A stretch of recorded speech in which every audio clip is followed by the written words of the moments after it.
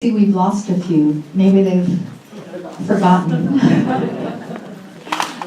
So this is the second of 3 sessions that we're doing to learn strategies to help us use our memory more effectively. And last week we talked about the user's guide. This week we're going to talk about a strategy that's really powerful and is constantly coming up in the literature. I feel like I'm sort of doing my Cyndi Lauper imitation. Coming up in the literature that's really, really powerful in terms of memory. So we'll have lots of practice today, and we'll send you home with some homework about that. And then next session we'll do another strategy, which is also quite as good. So I want to just review what we're doing this week. So we'll start with a review about last week in terms of the really main points that we got to. And then I want to go over last week's homework. Then Ryan's going to take over and do the strategy practice with you. And then we'll give you the homework. So what were the 3 R's to a good memory?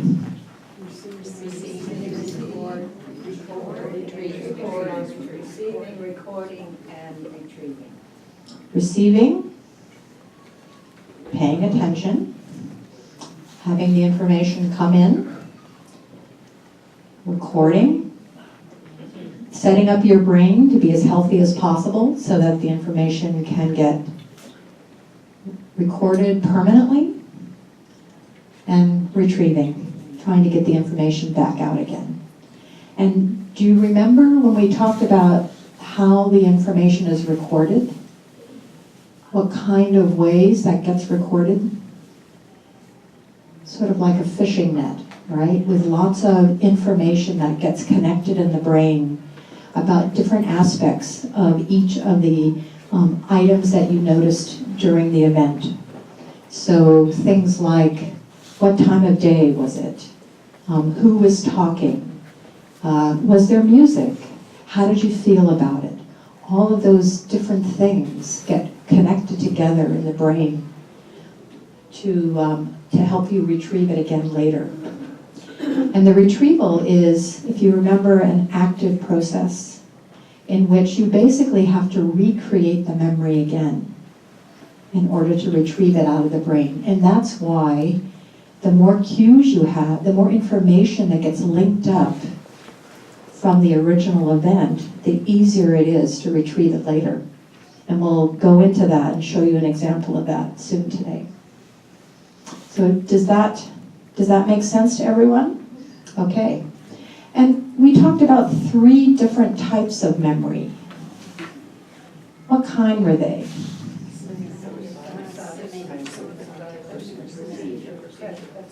So the episodic or the autobiographical memory, that's the day-to-day events. Semantic, yes, I heard semantic.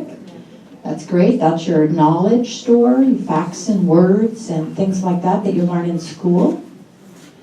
And then the procedures and skills, how to ride a bicycle, how to use the keyboard, things like that. And so what we're doing in these 3 sessions is talking about the episodes, the autobiographical memory, your memory of day-to-day events. But we're using a lot of this to improve the episodic memory, because the episodic memory is the one that is most vulnerable to aging. And our semantic memories actually get better as we get older, as we acquire more and more knowledge. That stays around to help us with the episodic memory. We're not going to talk too much about this one, how to learn new skills.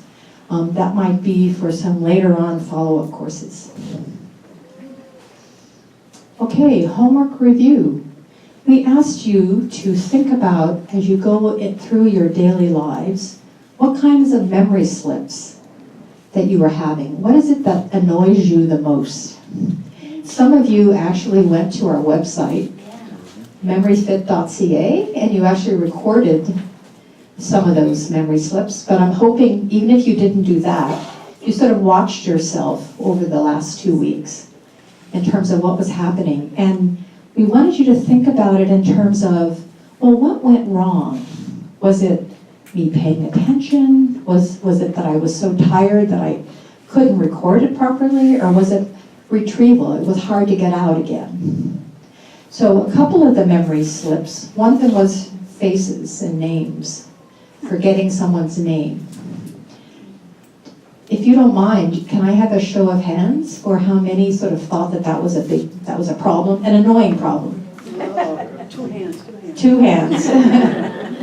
So that's a really common one that we hear about, and in fact, that's what we're going to talk about today in terms of the strategy that we're going to show you how to use. It's really good for faces and names. One of the details I'll just point out about some of the feedback we actually got from the website anyways, about forgetting names, is sometimes it was forgetting names of people that you'd already met. And it was more also like a tip of the tongue phenomenon.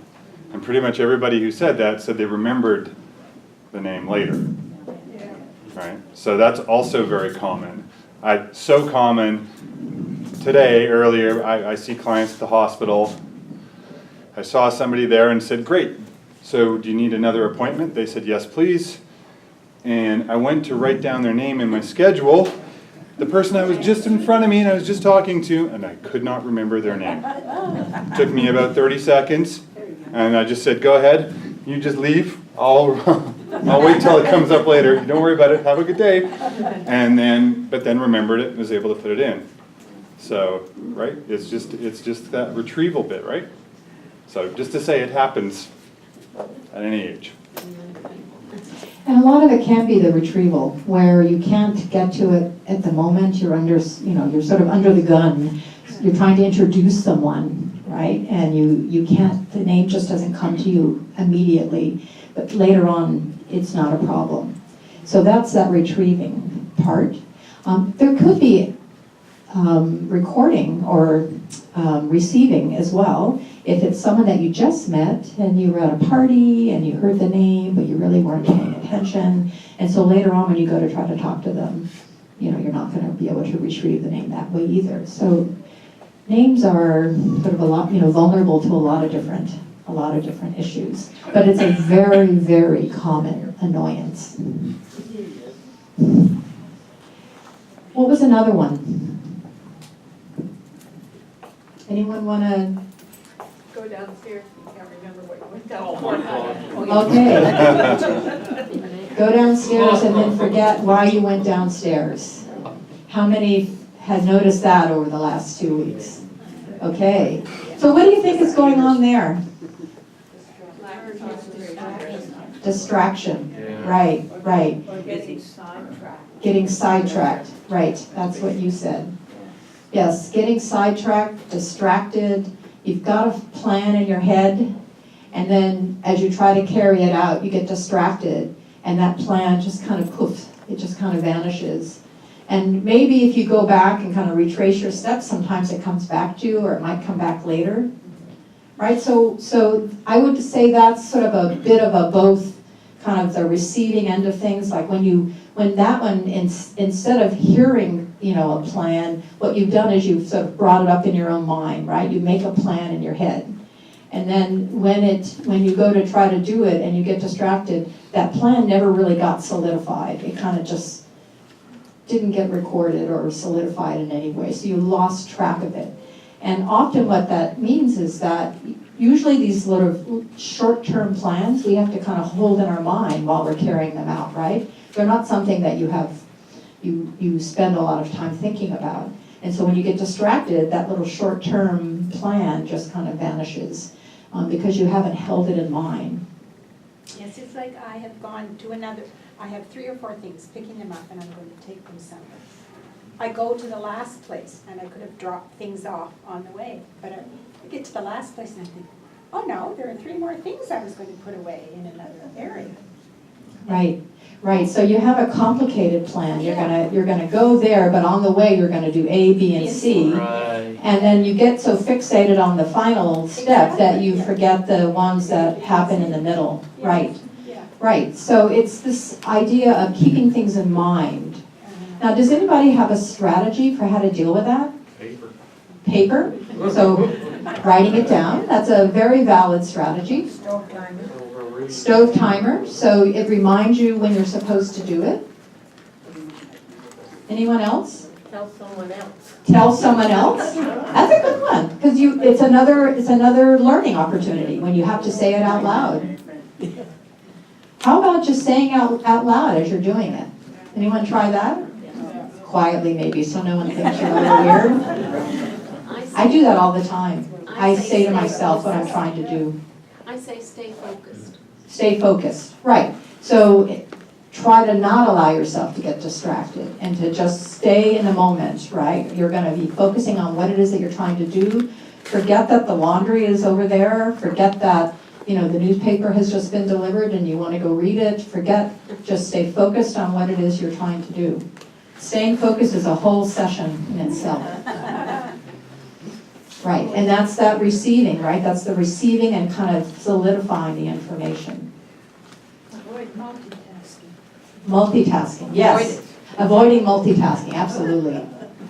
Right, right. And, we're very busy people, right? And we're always trying to get so much done in a day, right? And this is what we sort of fall victim to our own ambitions in that way. I do better when I set the intention to stay present. Right, you do better when you set the intention to stay present. I don't always remember to set the intention. Right, but that's a really good point. It's that very first, okay, this is important, I'm just gonna follow it through. I'm not gonna get sidetracked by anything. And we often talk about this as a way of paying attention. It's that deciding that you're gonna stay on top of what it is you're trying to do. That's how you get the goal done. And it's a very deliberate act, and that's something that you have to learn. It's not a spontaneous thing. When we were young, we didn't have to do that. But as you get older, that's something that you have to learn. And we've developed a sort of a synonym for it, and we think of it as a traffic light. And the red light is the stop. Decide what you're going to do. Think about it and make a plan. The yellow light is carry out the plan. The green light is stop. Did you succeed? Did you make it? Did you do okay? Check yourself with that green light. Haven't got time if you're on stage. You don't have time if you're on stage. No. I have a query, but I just wanted to know if you could qualify it. It's just a bit of Yes. trivia. I mentioned to the doctor about coming for a session like this, and he's a male. And he said, oh, the why behind it? And I said, I can't multitask like I used to, and I realized I've been retired for some time. He said, well, I have to take that up with my wife. He said, men don't multitask. Is that true? So the question was, do men multitask? I'm not going to touch that one. Well, here, how about this? Nobody really multitasks. And that is really true. We cannot multitask. Our brain is not set up to be able to do two things at once. So what we do is we switch. So anytime you think you're multitasking, what you're really doing is switching very quickly between a whole bunch of tasks, and that's actually different. You're not doing it all at the same time. So it just means like I slow down a lot, immensely. As we get older, one of the kind of normal things that's happened is our ability to kind of withdraw our attention from one thing and put it on another. There's a little bit of a cost associated with that. So, and probably it's not really a big cost, not a really huge one, except the more times you try and stack on more things that you're going to do, the bigger the cost gets each time. Oh, so get me started. So the more everything kind of slows down, and eventually you kind of grind to a halt. See, it's mothers. It's supposed to be an attribute of mothers. So. An attribute of mothers, Or yes. grandmothers, whatever. Yes. If you make a list, everything you have to do during the day, and you cross it out back, is that actually making your memory weaker because you're not trying to remember? So the question is, if you make a list to keep yourself on track during the day, is that making your memory weaker? We get that question a lot. And my answer to that is there are many different ways to keep your memory fit and to keep your memory working well. And you cannot do everything with your